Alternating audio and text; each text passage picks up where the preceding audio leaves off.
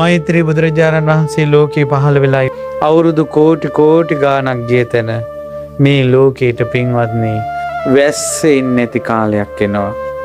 බුදුරජාණන් වහන්සේ වදාලා පින්වත් මහණෙනි වැස්ස ඉන්නේ නැතුව ගිහිල්ලා මේ ලෝකේ යන්තා ගස් කොළන් තියෙනවද ඒ ඔක්කොම වීලිලා යනවා. දැන් මේ කියන්නේ මෛත්‍රී බුදුරජාණන් වහන්සේගෙමුත් පස්සේ අවුරුදු කෝටි ගාණක් ගියාට පස්සේ ගස් කොළන් කොළ පාට කියන එක ලෝකේ අතුරුදහන් වෙලා යනවා.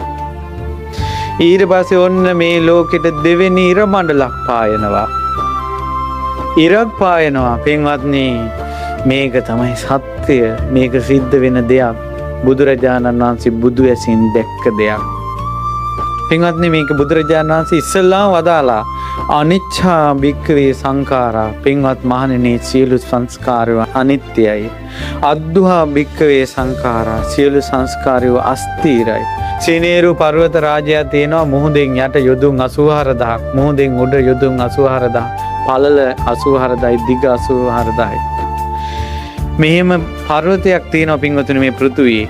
අර වැස්ස නැති එන කාලේ සියලුම කොළපාට නැති වෙලා යනවා. බලන්න මේ සංස්කාරයන්ගේ අනිත්‍ය ස්වභාවය. පින්වතුනි මේ විදිහට තිබිලා මේ පෘථුවියේ තියෙනවා නම් යම්තාන් නදී පොඩි ගංගා තියෙන්නේ. සියලු ගංගා හිඳෙනවා දෙවෙනි ඉර පායපු ගම.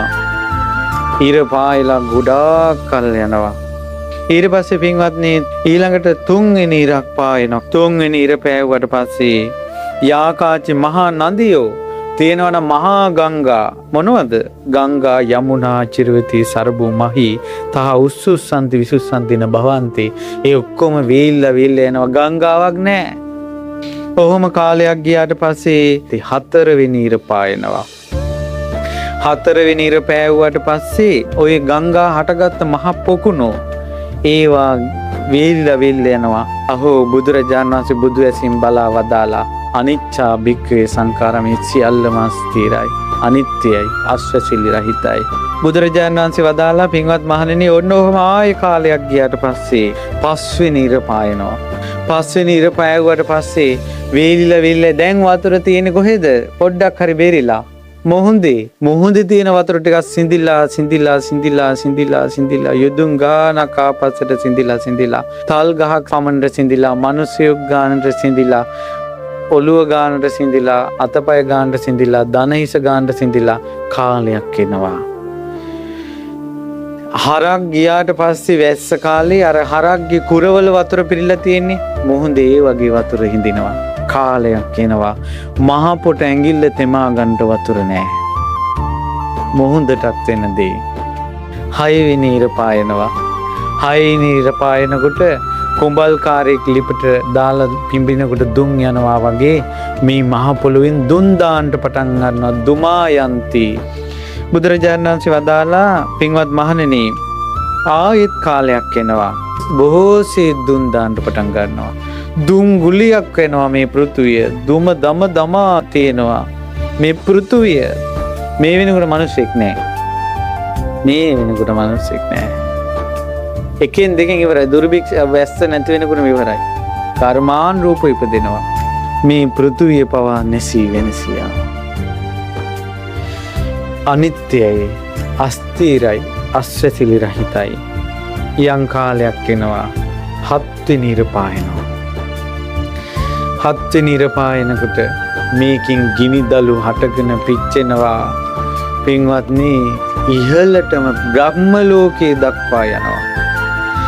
නිරයත් පිච්චෙනවා, දිව්‍ය ලෝකත් පිච්චෙනවා. ඒතර නිරයත් පිච්චෙනවා නම් දිව්‍ය ලෝකත් පිච්චෙනවා නම් මනුස්ස ලෝකෙත් පිච්චෙනවා නම් මිනිසුන්ට මොකද්ද වෙන්නේ? නිරිසතුන්ට මොකද්ද වෙන්නේ? පින්වත්නි මේ සත්වයන්ගේ ජීවිතවල කර්ම ඉතුරු වෙලා තියෙනවා ආභාසර බ්‍රහ්ම ලෝකෙ ඉපදෙන්න.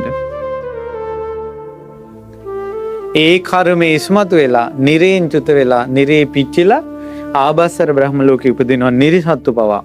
හැබැයි ඒක වෙන්නේ හේතුවක් ඇතුව. එයාලා සසරේ කරන ආභාසර බඹල උපදින කර්ම තියෙනවා. සෑම ජීවියෙක්ගේම එක කර්ම. මේ මහ පෘථුවිය පවා සිනේරු පර්වත රාජයා පවා සුණු විසුණු වෙලා දැවිලා යනවා. පින්වත් මහන්නේ කපුරු දැවුනට පස්සේ ගිතෙල් දැවුනට පස්සේ එතන ඉතුරු වෙන්න දෙයක් නැහැ වගේ මේ පෘථුවිය දැවිලා කපුරු දැවුන තැන මොකුත් නැහැ වගේ පෘථුවියක් නැති වෙලා යනවා. ඒ නිසා මේක තමයි අනාගත ඉරණම. පින්වත්නි දැන් කුසල් රැස් කරගන්න. දැන් නිදහස. එතනින් පස්සේ බුදු කෙනෙක් ගන්නේ සමහර වෙලාවට අසංකේයයක් තියෙයි බුදුරු නැතුව. අසංකේයයක් තියෙයි. අහෝ සෑයක් නැහැ, බෝධියක් නැහැ, බුදු කෙනෙක් නැහැ, බුද්ධ කියන වචනේ නැහැ, රහත් කියන වචනේ නැහැ ලෝකේ. ඒ කල්ප අසංකේයයටම දාන් දීලා පින් රැස් කරගන්න බෑ පින්වත්නි. අද සංඝයා සිහි කරන එක බත් හැන්දක් පූජා කළා රැස් වෙන පින කල්ප 100කිනුත් රැස් වෙන්නේ නැහැ. ඒ කාලේ සංඝයා නැති නිසා. ඒ වගේ යුගයකට යන්න එපා කියලා මේ වගේ උතුම් සෑයවල් පෙරලි වඳින්න පින්වත්නි.